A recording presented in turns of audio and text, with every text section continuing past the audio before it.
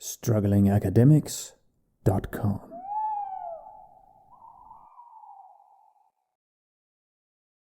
Hello there, I am Jan B.W. Pedersen, a PhD philosopher situated in Copenhagen, Denmark. Then Andrasi, fellow struggling academic, PhD in literature and linguistics, occasional philosopher located in Montreal, Canada. I'm David Clinnick, PhD in archaeology, and I'm here in sunny California. Hello! So, I'm struggling to make this video. So, I'm an academic and I'm a struggling academic. My name is Tudor. On Neanderthals Part II, in which David lets the other academics talk a little. Diana, I've been talking.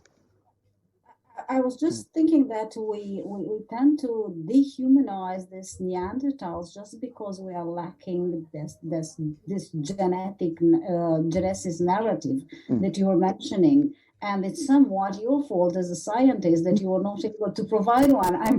I'm just saying, because the sapiens, we created our own narrative, our own genesis, and we can just put it in our Adam and Eve or on evolutionary perspective. But when it comes to Neanderthal, other than imagining it as a caveman, just because it's named caveman based on the fact that the bones have been found in a cave. Yeah. But you see the notion evolved from caveman to a sort of pejorative naming of the being that's been living at a time in the caves, to the dehumanization vision, just because we as sapiens, as human beings, we do not accept that we could be related somewhat with them. Sure. That brings me to another question that I wanted to ask, and I thought about it for a very long time. Do we have any kind of small proof of any kind of evolution about Neanderthals? Can we put their evolving from one point to the other on a timeline and say, okay, they've been evolved from not using any kind of tools to using tools, and then to moving into caves, and then to using the tools for cutting the animals. And you know what I mean? Because I do not see, and I've never read anything about such an idea. We have a global idea about Neanderthals as being as such, but we don't know if we can put everything on a timeline. Sure.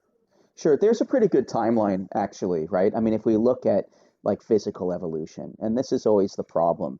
And we have to remember, and it's something, like when I taught bioanthro, and I think I said this to you guys before, there's, again, that sexy end of evolution, which is selection. And then there's everything else, right? And selection and natural selection is a very limited aspect of the grand scheme of evolution. Unfortunately, a lot of stuff's just drift in isolation. It's just change over time from being isolated, certain things from founder effect too, which can cause a drastically increased genetic drift. And so what you do see, and there's some arguments over it, but some trajectory towards what we consider a classic Neanderthal morphology, over, let's say, even potentially, 500,000 to 300,000 years before present, and then around 300,000 years before present, you have something that, the emergence of something that is, Neanderthal in morphology.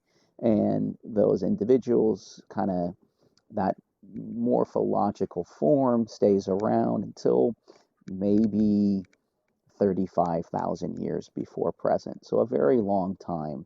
But of course, with changes, there are regional changes. There are differences between the morphology of Neanderthals who lived in Western Europe and those who lived in the Levant, and potentially, as we learn more, those who lived in Central Asia. Neanderthal ranges expand and retract multiple times. There are multiple bottlenecks in those populations. That all very much parallels our own. if the changes over time in tool technology really mirror the same that we see in Africa, right? So the cultural change over time is incredibly similar. And so, right around the same time that Neanderthals and modern humans emerge, you get this emergence of this mode 3, this prepared core. It's all boring stuff for anyone who doesn't know it, but a more complex way of making specific types of tools with intent. And you see that with Neanderthals, you see with modern humans, probably comes from some less common ancestor of the two, but then the trajectories are very, very similar until around the time of Neanderthal replacement. And there are some other problems with that. I know Tudor had something before I keep going on about stone tools. When when I discussed once in class about the smartest of humans, my argument was, well, just remember that it took about 2 million people for our ancestors to realize that they could sharpen the stone on both sides. It's debatable. But as far as I know, Homo Neanderthalis is actually Homo sapiens Neanderthalis, which means that, and we are Homo sapiens sapiens. Is it correct? Or all right? It depends. It depends on what researcher you're following, and that's the problem. Yeah, I'm always the wrong one. But the idea is that we are kind of related because that's the third name in taxonomy for Neanderthals, and we also have a third name that means we are smart or wise or whatever. Yeah, and, we're the really wise. We're wise twice. Yes, we're sapien. Yeah, sapien. You know, it's a little bit like the wise people are repeating themselves, which is not very wise. But the natural, sorry about it. The natural selection thing is what I'm interested in, really. Yeah. Because there was an evolution in ideas of utopias, like from Thomas Morus. Sure. That was a little bit of religious utopias that evolved later on in literature, I'm talking. Yeah. And then 19th century, the utopias were a little bit more towards social issues, not religious issues. And so that was an evolution in terms of cultural items, right? Sure. And I follow that because at the end of this evolution, you have socialism and communism, as you know, building the perfect utopia that actually was tried to be reified by Marx and Engels and all the socialists along the way.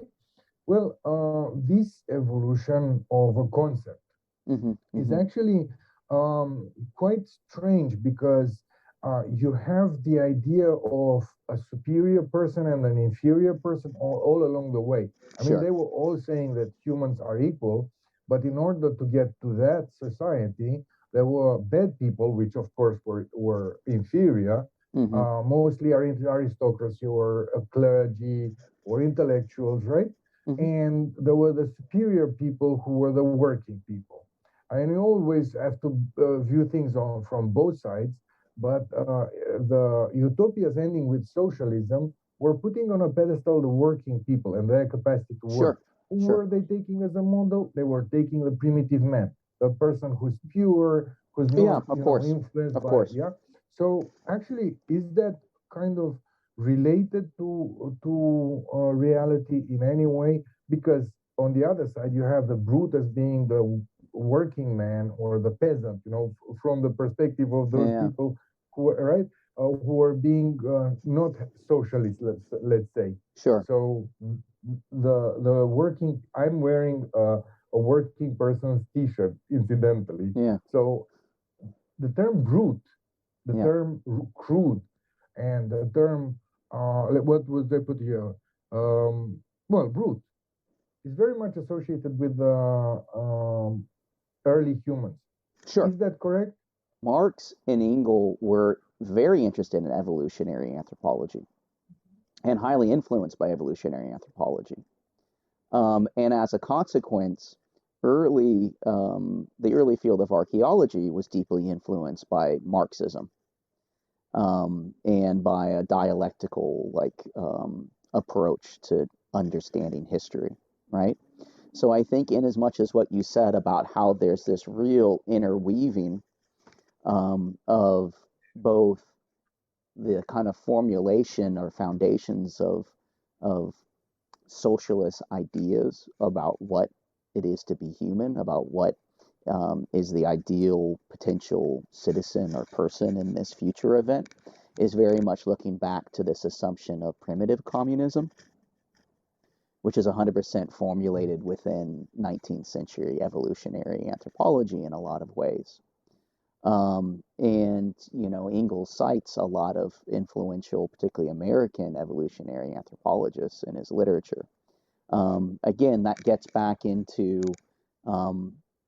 the actual field itself, particularly in prehistoric archaeology. You have Child, who dealt with the Neolithic, but this is why we call things revolutions, right?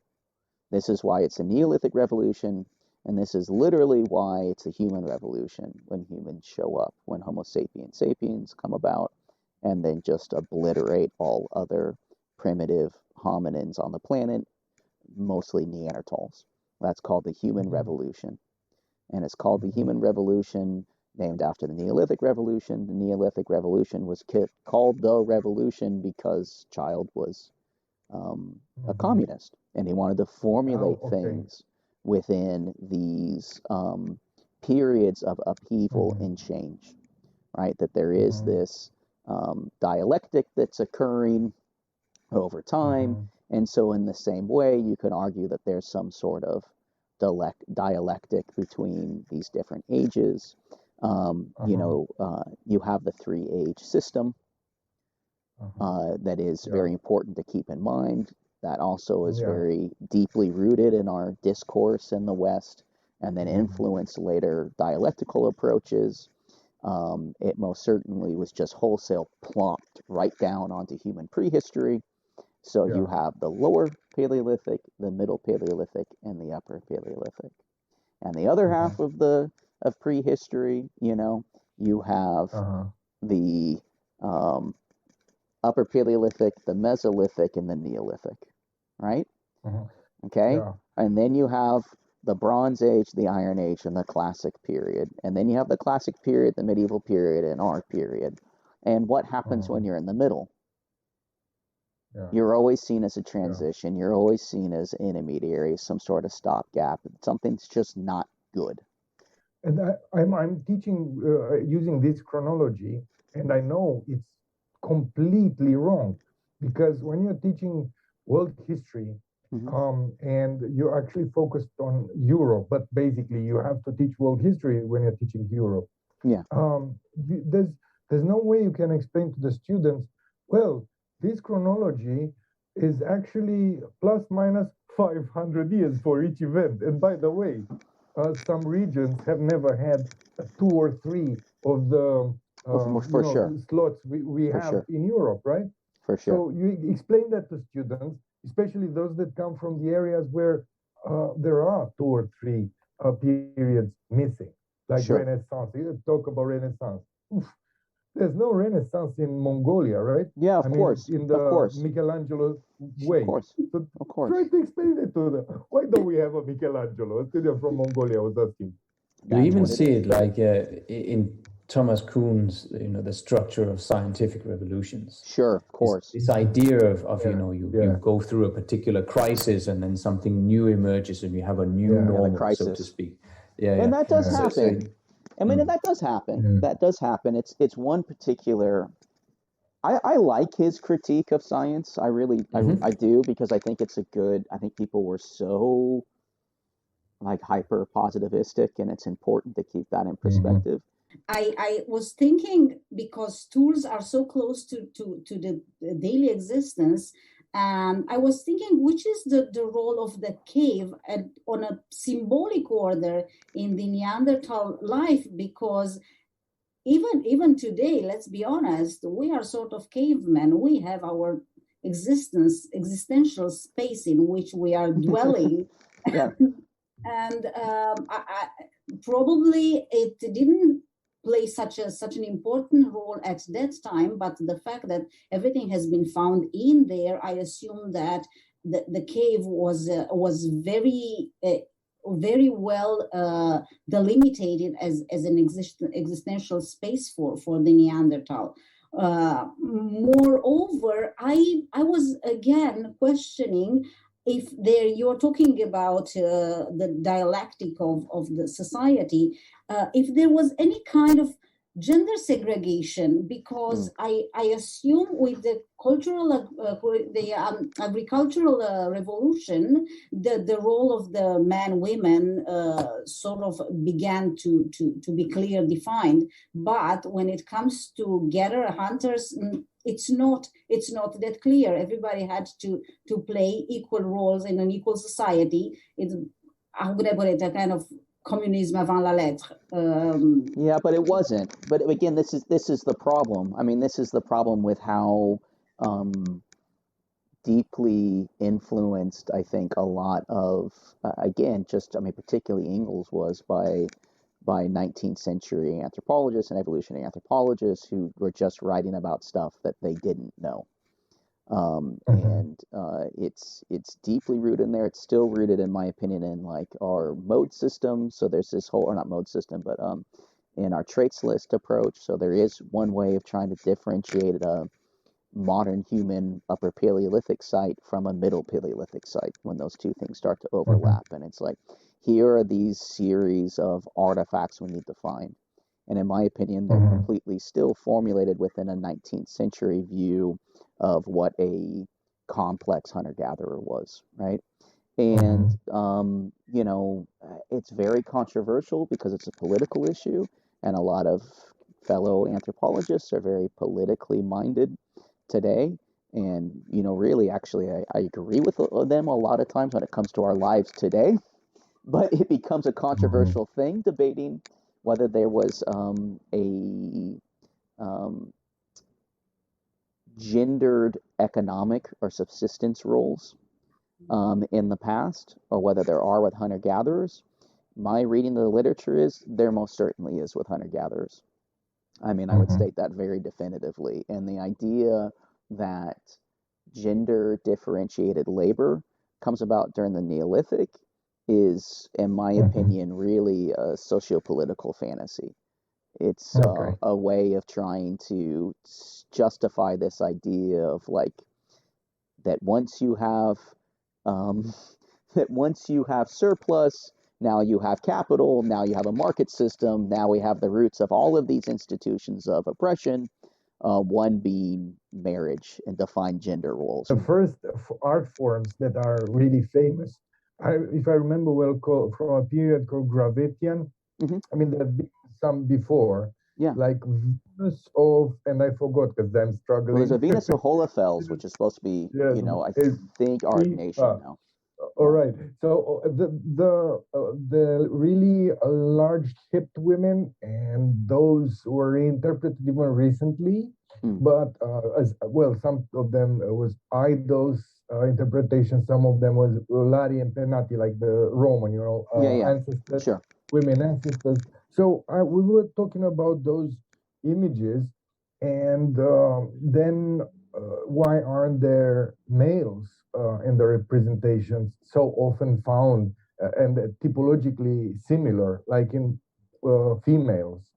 But the thing that actually was playing there was that art is the proof that we have a human Homo sapiens sapiens. That was the theory that we were trying to talk about. Art is the representation, the proof that we have reached a certain stage. But as a matter of fact, looking at the data, it's not that clear. And first of all, to me, it was very interesting. How on earth was it possible to reconstruct lifestyle from a pile of small stones? I mean, when I found those small stones, I imagined that I said, "Oh, these are cavemen." The closest cave to where I was is 12 kilometers. So imagine a father going like, "You broke that arrowhead again. Go to bed." I mean, 12 kilometers. So it definitely wasn't like that, right? Yeah. So it wasn't cavemen, and it wasn't that much of an easy thing to reconstruct lifestyle from stones. But that's what my thesis was. I think that's what my specifically what you're talking about. How much they had to move around the landscape in regards to what they were hunting and where the heck the raw material source was for their stone tools. That's what I looked at, and my grand conclusion was Neanderthals and modern humans weren't actually doing it differently. If you factor in that ecological lens, right? But yeah, it's difficult. You can pretend, yeah. If you have to create a kind of fiction right now, how would you see that the Neanderthal would have evolved if they hadn't been extincted? I think that honestly, if you're asking me, you see them so similar with us. Yeah, I think there's no difference. That's me, and that I think that there's very good evidence to suggest that. I mean, one is just the ability to hybridize it. I don't think it's hybridization. We can always point to other species and to, particularly in botany, a lot of people love to do that. Like, different species can produce viable offspring, but you have like a hybrid zone in which the genetic integrity of both populations are maintained.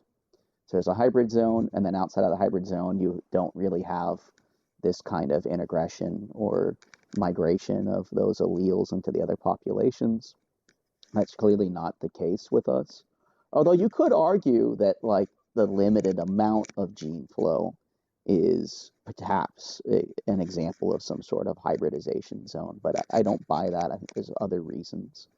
But then culturally speaking, like the archaeological material, like Tudor said, art, I think there's good evidence that Neanderthals are making art. I don't think that art is a silver bullet.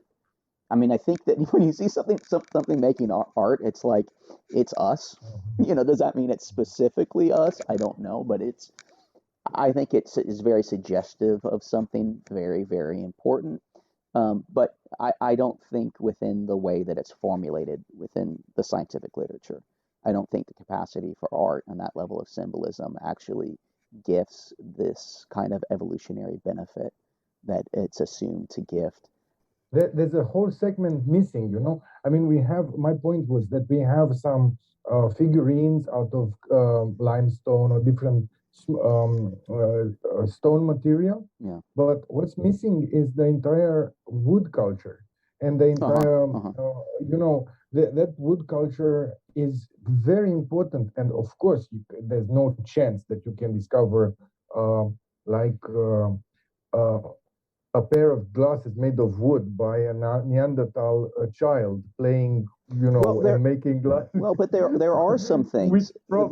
But there are some things that, like you rightly point out, suggest a very complex material culture a very long time ago. So there's the Chernian spears, which are really javelins. Those are they thought they were 600,000 years old. They're probably 430,000 years old, maybe 460,000 years old. That's from Niedersaxony, like in Germany. I actually was fortunate enough to work at that site for a little while.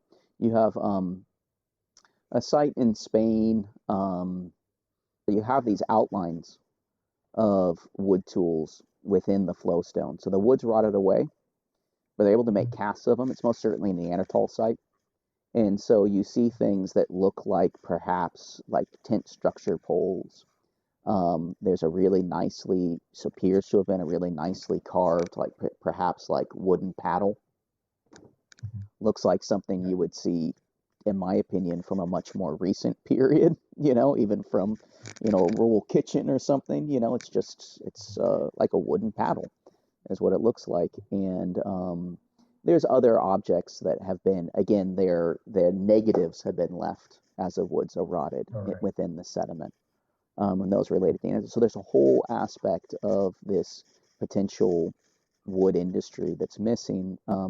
And, people forget too that a lot of stone tool technology is made to preserve the wood components of the tools and not the stone components, which is a very different way of the way we think about tools today, right? I think, David, you're saying something incredibly important, very, how should I put it, relevant to people living at our age. You know, this idea of the mind having intentions. Oh yeah.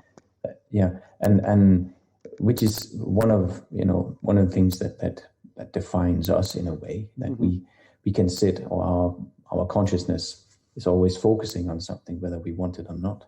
Sure. And in terms of making art or creating stone tools with a particular purpose in mind, sure, that to me at least speaks of a incredibly high level of thinking, yeah, and cognitive capacity, and in that sense, yes, I'm not the one who's going to argue that with 100% certainty that Neanderthals are just like us, but it definitely looks like that. And you and I, we talked about many years ago that this idea that could Neanderthals have a capacity for wonder as well? Sure. Yeah, because to me, to be able to wonder comes in if your mind can, be structured in such a way that its attention is directed towards a particular object. Sure. Sure. Can you comment or elaborate on that? Yeah, or was I very unclear? About the capacity to wonder?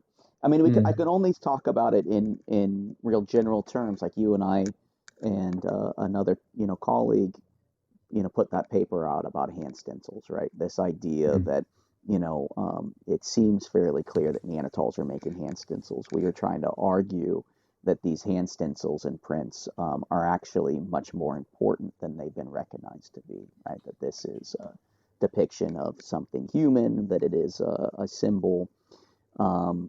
But this gets really complex when you say talking about wonder. And to me, it was amazing when I found out that at one point there were temperatures, there were plus and minus 20 degrees different in average to our environment. And when I found that out, Fahrenheit. Fahrenheit. I was Fahrenheit or Celsius. Well, it's anyway. Yeah.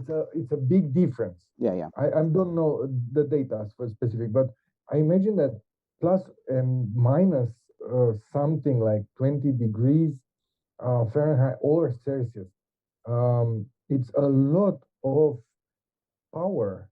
Requires a lot of power from the populations living at that time, and that I think it was 200,000 years ago, something like that. Yeah, that's true. There's a really bad cold snap at MIS 6. Yeah. And so during those period when there was scorching hot or freezing cold, like really freezing, there were people who managed to survive. And as Ian was asking about the capacity to wonder, and I mean, there's definitely a long time to spend in, in isolation, because the elements are onto you, and you're smart enough to get enough food to resist over a long period of time. I mean, that's the cave, Plato's story with the cave is definitely not a story to me. And the capacity to imagine, of course, that's a different meaning in the cave story in Plato, but there's a different meaning into imagination when you run into trouble, because trouble steer imagination for sure. If you have a bland life, you don't need to imagine things. But when you have problems, you do have to find a mental out of a situation, a mental way out of a situation. So that's my idea of how wonder was created in humans. Plenty of paintings in caves, and probably the Neanderthals have done the same, but we don't have too much information about them. That's all, as you said. Lived from a time period where where you guys are now is exactly like it is today, to a time period where, again, there are reindeer in southern France. There are reindeer into northern Spain, you know. So cannot do that. Yeah. We would definitely all die. Yeah. So, Are you Neanderthal. Yes. We should have a Neanderthal fun club from now on. I mean, Yeah. realize that they are superior to us. The For sure. Ubermensch, Neanderthal Ubermensch. Yeah. That's why they had bigger brains. Yeah. Maybe we should say thanks to David for his thank you guys. presentation here. Thank you for the lecture. Awesome stuff. For tolerating the lecture.